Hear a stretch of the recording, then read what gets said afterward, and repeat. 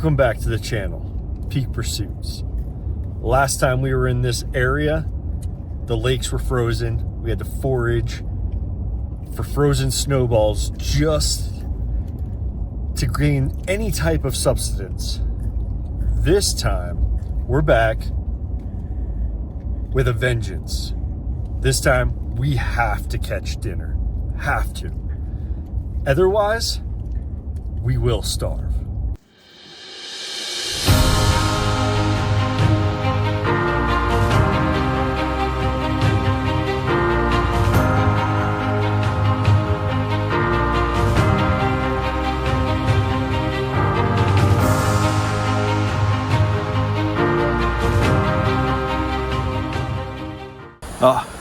We have made it to the wilderness for our redemption match against Fenton Lake. We have hot chocolate. There's legend that somewhere in these mountains, a ship was lost. The waves were so high, and this entire mountain was underwater. Hundreds of thousands of years ago. But the ancients built a ship of stone. We must find it. But where?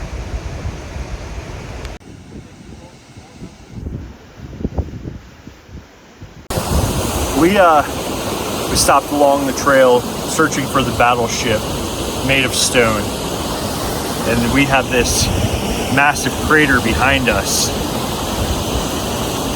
But I tried to filter the water down there, and all I get is soda.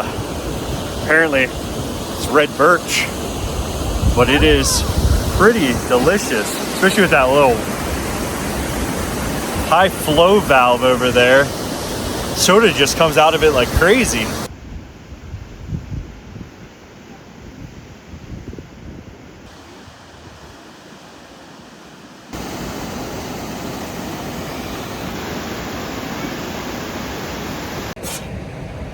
As an old hot spring, Soda Dam kind of erupted. And now you have the smell of sulfur right where you get all your soda. It's really weird, but I guess that's why some of us call it pop instead of soda.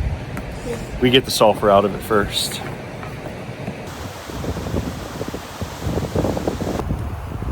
The ancients were giants.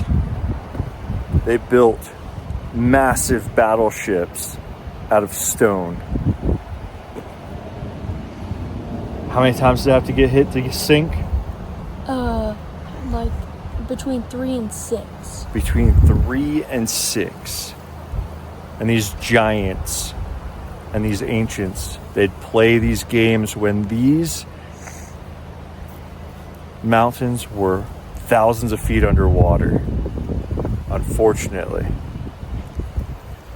several battleships of these stone entities sank millions of years ago. But somebody was born with the coordinates in their head given to her by alien entities. And because she knew these coordinates exactly and precisely, we were able to uncover one of these ancient battleships made of stone. When we were on top of it, we noticed that it had all 6 hits. And there's the front hull that was once underwater and rusted apart from the main hull. So, the reason why it's all here today is because of the ancient people who built this monstrosity of a ship.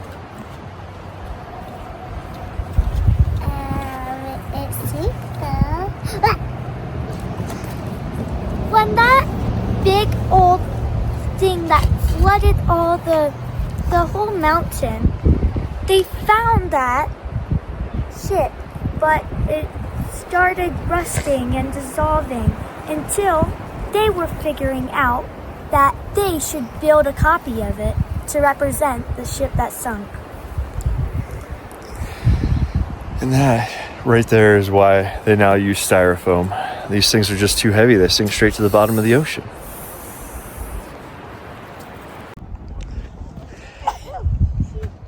Hey, reel your line in real quick. Ryder, Ivy, what are you guys doing? Fishing. Oh yeah? For what? Trout. Brown or rainbow. Oh yeah? Yep. Is this dinner or lunch? Brinner. I almost got one. Ryder almost had one? Linner. It's Linner. Uh-oh. Uh-oh. You have one. Keep reeling, girl. Do you have a rainbow trout? Reel, reel, reel. Ella, go. Keep it going. Reel. Keep going. Keep going. No, I can't. This is a kiddie pond. Here, I'll get it. I will get it. Hold it. She got her first trout with the rainbow. Nice. There we go. I'm trying. What is this, number 2? Yep. Who caught it? Me. And I catch these 2 fishies. How'd you catch them? We used the worms. We used power bait, yellow and orange, and she got these 2 trout, rainbow trout. And these 2 are her first fishes. First ever 2 trout. Redemption! Finally, the lake's not frozen. Oh.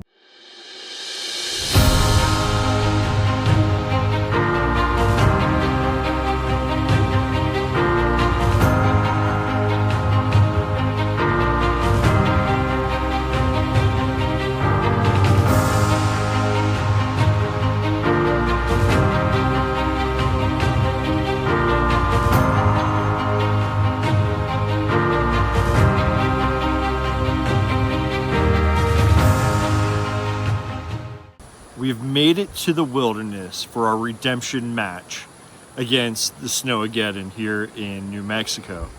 We're in a different location, but still in the Jemez Mountains. What that means is that currently there is a stage 1 fire ban. So no campfires. That means that we're going to have to be resourceful, and we're going to have to resort down to using my hiking lightweight stove. We're going to have to harvest some foil from the foil tree, and we're going to have to try to steam our trout for our redemption meal. We all got it. So here we go. On this episode, we are able to keep anything that we find in the wilderness, and we have found an unlabeled can that we are going to cook and eat. Hopefully, the shelf life is still good.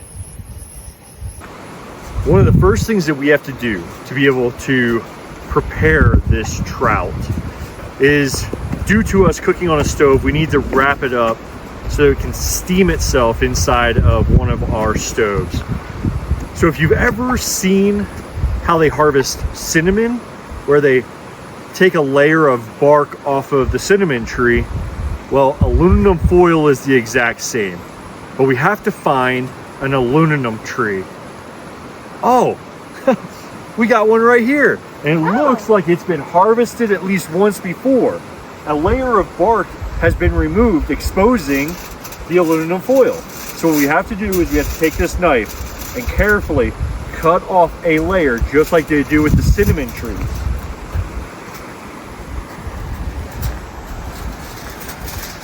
All right, let's just, sometimes you gotta cut away a little bit. Yep. Yep. All right, perfect. Now we have aluminum foil for our trout. Perfect.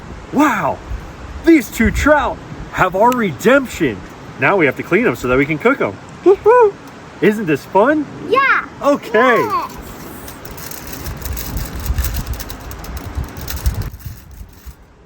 But you gotta be careful because the guts are right here. And you really don't want to just tear into the guts. But you do want to get into the chest cavity so that you can remove the guts. So what you do is you slide it all the way up to where the gills are, right? He's hurt right there. And then when you open it up, Ooh, that's like yummy. okay, so inside here, what you'll see are all of its organs, right? Yeah. So when you pull these out,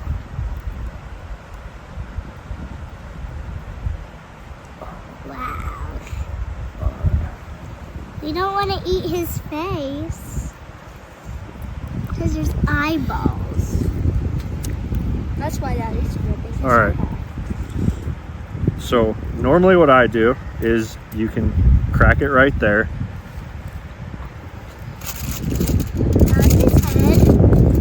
All right, so inside here, those are the gills. Those are the pieces that help it breathe underwater. The oxygen passes over that with the water, and it pulls the oxygen out of the water to help it breathe, okay? This right here is its liver. That's very nutritious. A lot of people will eat that when it comes down to like survival stuff. Right here is its stomach. In here is its swim bladder, its intestines. This is how it goes out, right? Where's the There, heart? right there, that really dark thing, that's its heart. All right, you can never fail with a little bit of olive oil. Make sure that we get both sides. Now that it's nice and clean. Yum. All right, and then we'll fold this up.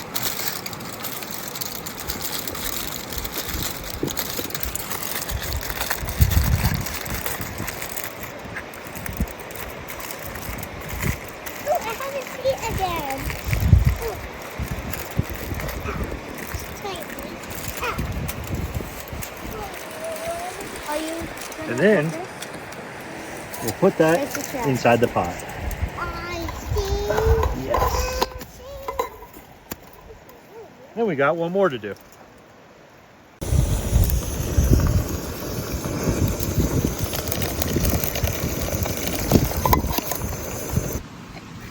We have called success as redemption. Steamed trout, asparagus, pepperonis, and pretzels. Yeah. Yum. Oh, and don't mind these. A doctor stopped by and gave those to us. He said it was some type of medicine. He said it was really popular in Texas. Not sure, but for this, look at how that just peels and flakes. Oh yeah. Now, this is going to be very bony. I did not even try to take the bones out, so everybody be careful with the bones. We will. That's a what? 10 out of 10. A 1000 as a 1000. That's a 10,000 out of 10. Holy crap, that's good. I agree.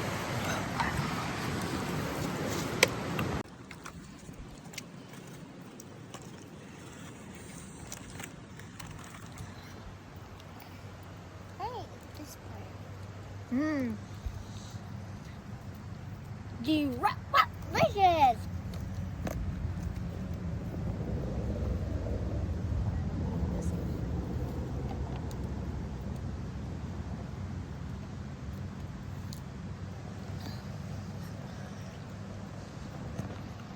This is delicious. If I had to eat. And now, to open Home Away from Home.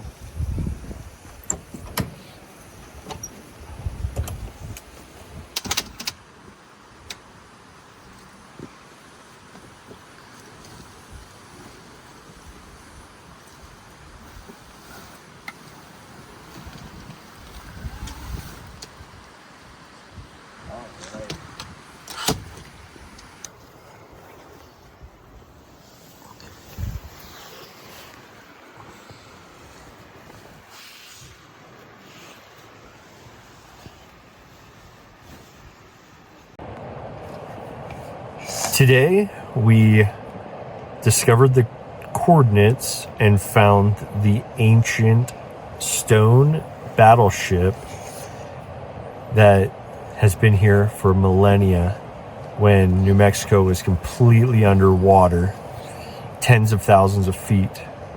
We hiked to the top and found 6 craters, and I believe that's what sunk the battleship. Then we went to fish, and this little one over here caught 2 rainbow trouts all by herself. And then we went for a long drive down some forest roads to find our campsite that's overlooking a nice small river. You can probably hear that in the background. And as the sun goes down, we got some amazing views of the different colors that are within the mountains, as well as the sky. Tomorrow, we head back out and we will adventure through 2 stone tunnels on our way to see the sunrise. But we will head out with a full belly of trout, asparagus, and pretzels. And pepperoni. And pepperoni. Tomorrow morning, though, our bellies will be a little bit hungry, so we're going to have to forage for our meal. What will we find? That is the real question. But for now, we had a long, tiring day discovering and catching and cooking, even with New Mexico being in that stage 1 fire ban. So we had to cook on the hiking stove all of our food versus having a campfire. So that was a disadvantage and a challenge that we had to overcome. And luckily I packed that camping stove. So thank you, all of my hiking gear being available, and I really appreciate being an Eagle Scout and always being prepared. But for now, before this one eats my shirt, I think we're going to call it a night, and we're going to wait for these stars to come out, and we're going to see what we can see from the roof nest and see if we have anything that's stargaze worthy. Until then, see ya. Peace. Rock, paper, scissors, shoe. I got 67. Oh, 67. Ah! We've made it through the night. The trout kept us sustained. Now, we must forage for breakfast. What will we find? Fish. Maybe. All right, our foraging has been effective. We were able to get these little puff mushrooms that will keep us fulfilled. These fun guys are going to give us some breakfast. And then while the kids were sleeping last night, I reduced our reserves of cherries down to a preserve, and then put them inside of some bread, aka some flour and yeast. I rolled them up, and I made them some raspberry cakes, I guess you could call it, so I worked really hard on making them. It's just a little bit of yeast, a little bit of bread, and then your fruit preserves. And then in the other one, I got a little fancy and I glazed those ones. So we got some cherry inside of some flour and yeast, and then it has a little glazing coating on top of it. So that's our breakfast for this morning. We were able to utilize the fruit that we foraged along with our mushroom gathering, and we have a few snacks. Cheers.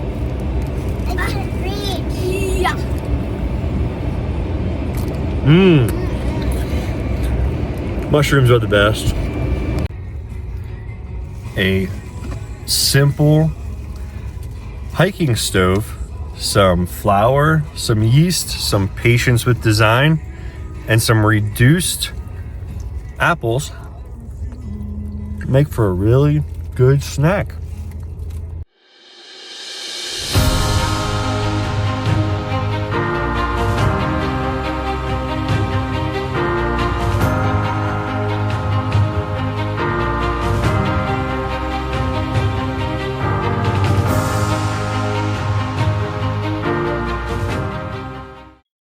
We've successfully made it out of the woods.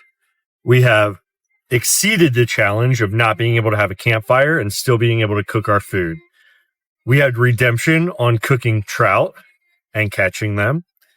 We foraged for wild puff mushrooms and had those for breakfast, as well as reducing our preserves and putting them inside of some flour and yeast and making some yummy breakfast snacks.